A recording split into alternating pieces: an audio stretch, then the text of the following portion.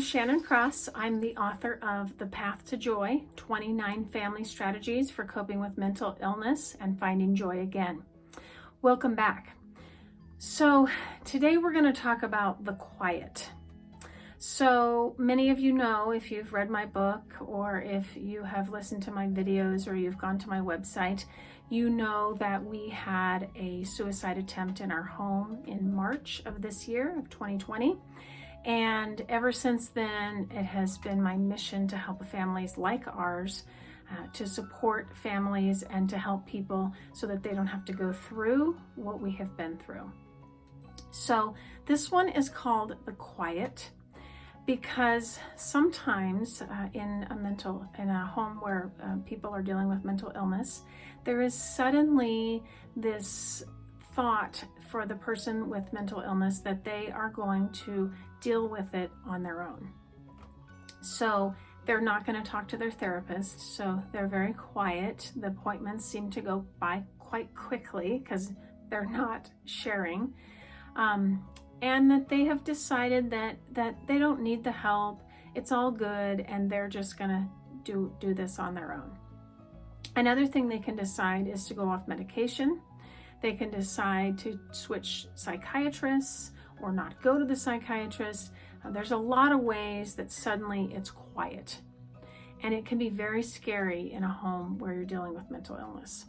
So it's hard and it's frustrating when we find that the very things that we've worked so hard to arrange, all the appointments, all of the scheduling that has to happen in homes that are dealing with mental illness, possibly different foods, the pharmacy, you've got so many things that you have done, and then suddenly the person is saying, I'm good, I'm not going to worry about it. So if we put this in other medical terms, so we believe that mental illness is an illness. That's why it's called that. And so when a person is diagnosed with, let's say, diabetes, and they have low blood sugar, high blood sugar, and they need insulin. So it's very rare for a diabetic to wake up one morning and decide, I don't need this. I don't need insulin anymore. I've got this. You know what? I can just control this on my own now. But for some reason with mental illness, it's quite common to have the person take the very strategies that have been helping them, the things that have got them back on a path where they can function in life, and suddenly say, I don't need these. I've got it on my own. Or they go completely quiet. They just stop talking to us. They stop talking to their therapist. And suddenly there's just a weird void where we used to be hearing things. So using this technique is all about waiting and then waiting for an opening. So it's not that you are saying, that's okay, you can quit whatever. It's just a matter of knowing that they are going to need to keep doing the same coping skills. But if you address it in an aggressive manner, or if you react to every single thing they say in a day, you're going to have a very difficult time in the home. And so one of the things that you can do is to hold off, wait maybe an hour, maybe a half hour. The key to this, though, is monitoring them. So when they are being very quiet, that's a time when you want to involve your healthcare professionals. So there's something going on, they're saying they don't want to continue medicine, or they don't want to talk with a therapist, or they don't want to do their coping strategies, then the best thing to do is to get your healthcare people involved. And by not reacting and freaking out and yelling and getting in an argument, yes you are, no I'm not, you will never win that conversation. So by going into it with a neutral attitude, but also knowing that they are going to have to continue to use their coping strategies. And if they are medicated, that needs to be a doctor's decision. And if they are seeing a therapist or a psychiatrist, that needs to be a doctor's decision when they're going to stop. So you stay very clear and very strong within yourself, knowing that yes, we are going to continue a lot of this stuff, but also really listening. Sometimes there's an issue that's just a tiny issue that could change the way they feel about something. So one of the things we had to do is switch therapists. So we had our son with one, and we loved her. She was a family therapist. She's actually who we started with.